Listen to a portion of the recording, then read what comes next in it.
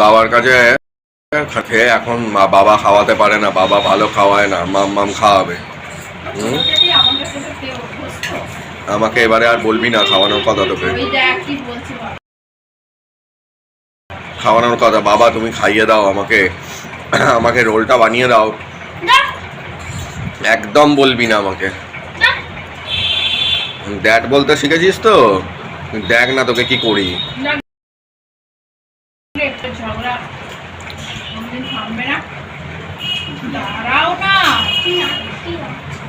একদম পেঁয়াজ খাবি না, কাঁচা পেঁয়াজ।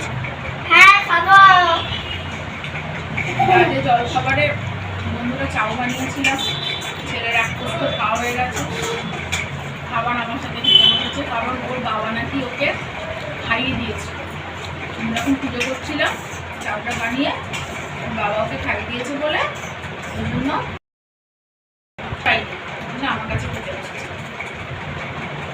এই হয়েছে এই প্রবলেম, এই দুজনেই ঝগড়া চলছে। ও বলছে যে আমাকে বলবি না কখন খাওয়াতে, আর ও বলছে আমার মামার কাছে থেকেই ভালো লাগে, তুমি খাওয়াতে পারো না। জানি ওদের ঝগড়া চলতেই থাকবে। তো আজকে জলখাবারে চাউটা যে করেছিলাম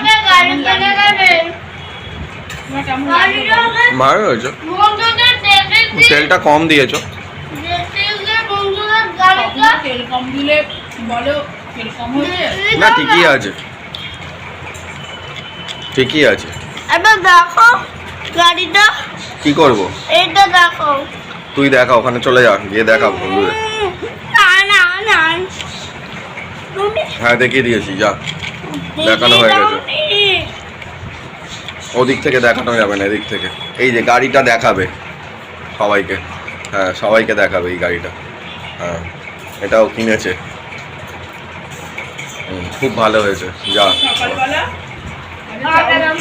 করলাম, ও খাওয়া হয়ে গেছে, ছেলে আবার খেতে শুরু হয়েছে। একটুখানি বললো মামা আমি তোমার কাছে খাবো, ঠিক আছে খাবে।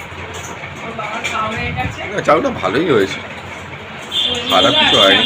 না আমার চা খেতে, আমি ওর জন্য দোকানে চাউ খেতে ভালো লাগে। এই হলো আজকে আমাদের সকালবেলাকার দিন। ব্রেকফাস্টের চাউল হয়েছে তোমার গাজর দিয়ে, আলু দিয়ে, বিনস দিয়ে, বাদাম দিয়ে। আর আমি একটুখানি কাঁচা পেঁয়াজ আর শসা দিয়ে খাচ্ছি। ছেলেরাও খেয়েছে, আমি একটু কাঁচা পেঁয়াজ দিয়ে চাল করে খাবো। হয়েছে আমাদের আজকে চলো নেক্সট ভিডিওতে আসছি। আমারও ডাল দিয়ে খেতে ভালো লাগে। চলো আবার নেক্সট ভিডিওতে আসছি।